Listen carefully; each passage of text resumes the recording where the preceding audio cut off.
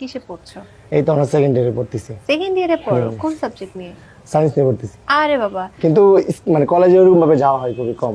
কোন সাবজেক্ট নিয়ে পড়ছো? সায়েন্সের স্পেসিফিক কোন সাবজেক্ট নিয়ে? স্পেসিফিক সাবজেক্ট হচ্ছে আপনার সায়েন্স নিয়ে পড়তেছি। সায়েন্সে তো অনেকগুলো মানে সাবজেক্ট থাকে না? হ্যাঁ, মেজর, তোমার মেজর কি?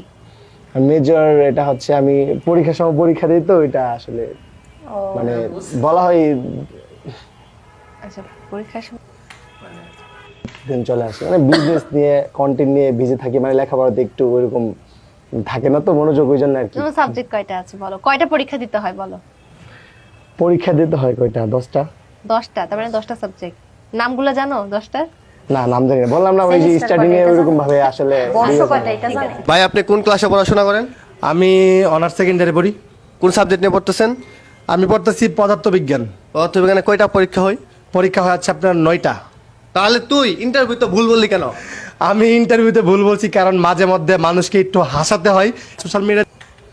ভাই আমি এটা বুঝলাম না, আমি পড়ালেখা জানি কিন্তু মাসের হাসামু আমি পড়ালেখা জানি মানে এখানে কি বলুম ভাই, আমি পড়ালেখা জানি না, আমি পড়ালেখা জানি, আমি পড়ালেখা জানলেও মানুষকে কি লেখা হাসামো, না জানলেও কি লেখা হাসামো, ভুল বলে মানুষকে হাসানো যায়। তো আপনি যে ইন্টারভিউটা দিয়েছিলেন এখানে কিন্তু একেবারেই বোঝা যাচ্ছিল না যে আপনি মানুষকে হাসানোর জন্য বলেছিলেন আমি সেকেন্ড ইয়ারে পড়ি, আমি হইতেছে গিয়া সায়েন্স নিয়ে পড়ি, তারপরে আবার আমি মোবাইল দেখে দেখে আমি হইতেছে কি জানি বলছে সেকেন্ড সেকেন্ড ইয়ারের হইতেছে পদার্থবিজ্ঞান নিয়ে পড়ি।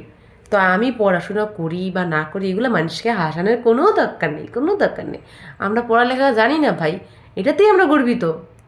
একটু সাপারি একটু স্মৃতি আমরা নাম লিখতে পারি। আমাদের আগের প্রজন্ম তো যারা আছে তারা অধিকাংশ হচ্ছে নিজের নামটা ভালো করে লিখতে পারে না। সরি, আমাদের আগে যারা আছে তারা মোটামুটি ভালোই পারে। তো কি বলবো, এখানে লজ্জার কোনো বিষয়ই নেই, আমি বুঝতেছি না।